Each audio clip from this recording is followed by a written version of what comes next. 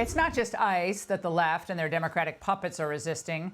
They're resisting the results, all the results of the 2024 election. Those so-called defenders of democracy. The No Kings protesters have much more up their sleeves, apparently.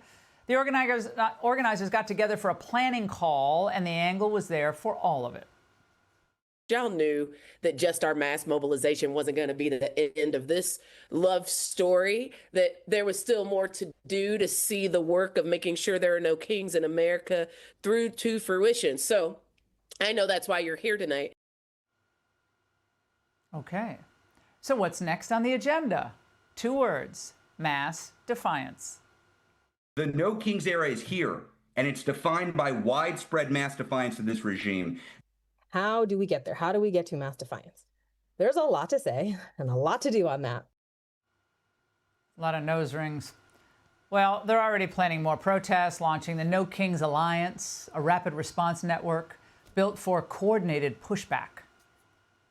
Whatever the moment requires, we're going to adapt. So these might be in-person actions. They might be economic pressure campaigns. They might be digital narrative actions.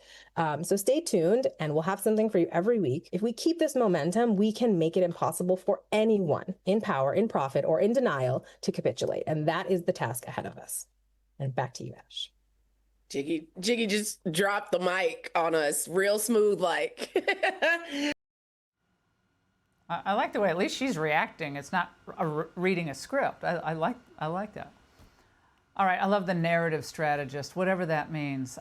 Here to respond, Eric Trump, Trump Organization Executive Vice President, author of the new #1 bestseller, Under Siege, My Family's Fight to Save Our Nation. Congrats on the #1, Eric. This is wild, okay? They are planning. They're not planning about how to grow the economy or to stop crime or, do all the things for the inner city. They're planning defiance. Of course they are, Laura. They're not serious people. I mean, look at your clip that you just played 2 seconds ago. They're dressed up like frogs. They're dressed up like dragons. They're walking around. They're in tutus. They're in yellow shirts. They're dancing like clowns right there. I mean, the other clip is even better, where they're literally in costumes. They look like they're in Disney World.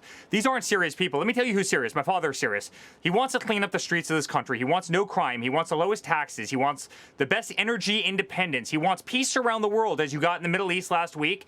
He wants peace between Russia and Ukraine. He wanted peace between India and Pakistan, which he got. He wants the greatest economy ever. He wants inflation all the way down, which has already come all the way down. He wants the lowest interest rate so people can actually buy and afford homes. He wants to fund the police. He wants to have the greatest military in the history of the world. He wants America to be respected. He doesn't want Washington, D.C. to be the murder capital of this country, or Chicago, by that matter, which have both been Democrat-controlled cities for the last 100 years. My father wants great things, including making an incredible ballroom at the White House, right? And all of these people want to do is be anarchists. They want to do anything they can because they literally have no leadership. They have no message.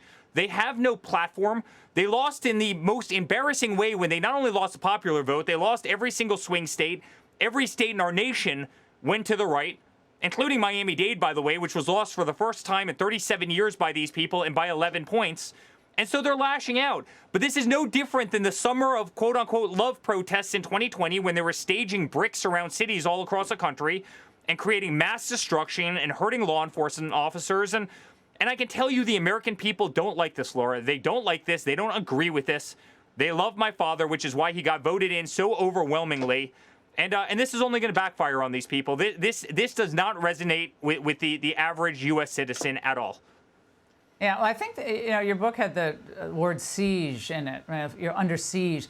They want America. They prefer Americans to feel like they're under siege. They don't want us to have peace or prosperity because they think America's evil, awful, and racist. Sure. That's the truth. That's what they want, to punish the American people. It's beyond defiance.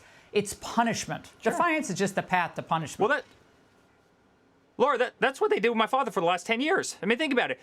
They went after him in every single courtroom. It was 91 indictments, every single gag order, taking him off of Twitter, Facebook, Instagram, weaponizing the IRS, releasing all his tax returns to the New York Times, making up the dirty dossiers against my father, subpoenaing me 112 times, the most in American history, debanking us, deplatforming us, making up the Russia hoax, taking him off the ballots in Maine and Colorado. I mean, where do you want me to end? I could go on for another 20 minutes as to what they want to do. They will use every tool in their war chest to try and hurt, to try and use any legal or illegal advantage they can conjure up. They will weaponize the DOJ. They will raid our homes, as we saw them do to Mar-a-Lago. Yeah, Eric, it's worse than that now. They're referencing the Holocaust, as Pritzker did today.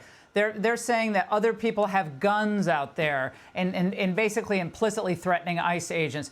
This is now beyond weaponization of DOJ.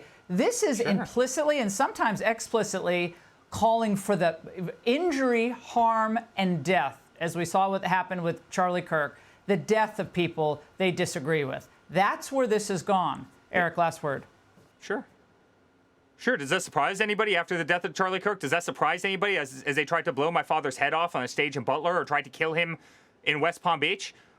Does it surprise anybody as they've labeled us as every negative word they could have possibly labeled us over the last 10 years? As Zionist, sexist, racist, homophobic. I mean, they've done this. They've played identity politics. It's the only game they know because their policies stink. Their policies are no good. They've got no leadership. They don't connect with the American people. So they have to go out on the streets and act like clowns. It is the siege I talked about in the book. And Laura, it's not working.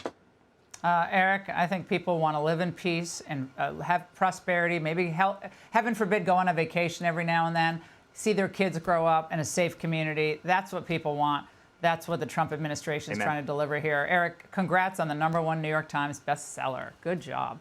Hey, Sean Hannity here. Hey, click here to subscribe to Fox News YouTube page and catch our hottest interviews and most compelling analysis. You will not get it anywhere else.